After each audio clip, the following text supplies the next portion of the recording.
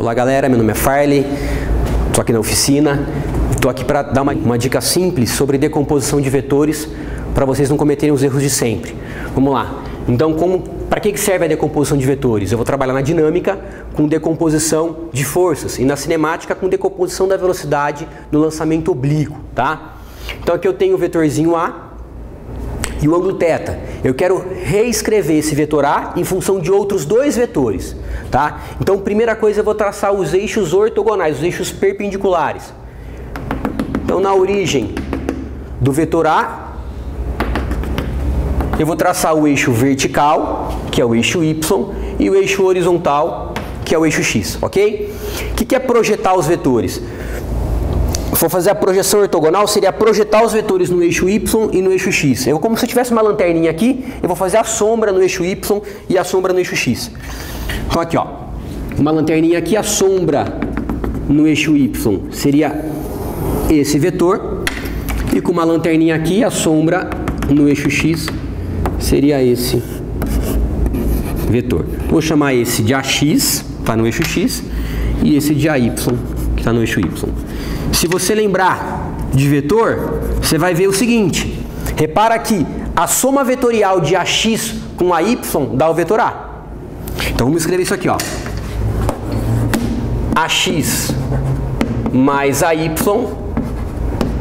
é o vetor A pelo método paralelogramo. Então é isso que eu fiz. Decomposição de vetor é decompor o vetor A na soma de outros dois. Voltando, já que isso é um paralelogramo, repara que esse lado é paralelo a esse e tem a mesma medida. E esse lado é paralelo a esse e tem a mesma medida. Então eu vou pegar esse triângulo aqui, ó. Vou ali no cantinho, ó, esse triângulo ali no cantinho. Então, ó, AY, AX e A, ok? Esse é o ângulo θ.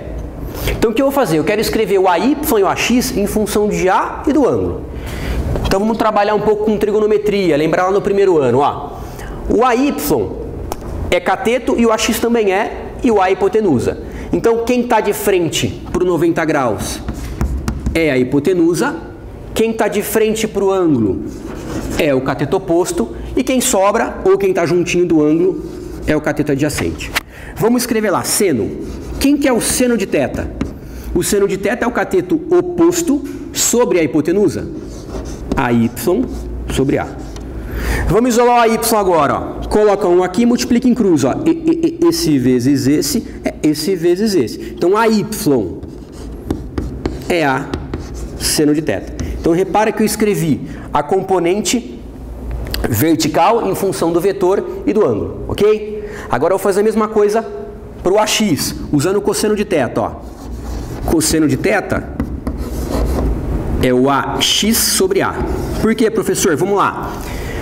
Cosseno é o cateto adjacente sobre a hipotenusa. O adjacente é o AX e a hipotenusa é o A. Fazer o mesmo esqueminha, multiplicar em cruz, ó. Esse vezes esse é esse vezes esse. Então AX é A vezes o cosseno de θ. Ok? Mas imagine se toda vez que aparecer uma decomposição de vetores, você precisa fazer isso. Ou, se inverter o ângulo, inverte o seno com o cosseno, como no caso da decomposição do peso no plano inclinado. Então você tem que ficar esperto com isso. Então qual que é o segredo, qual que é a manhãzinha que a gente utiliza?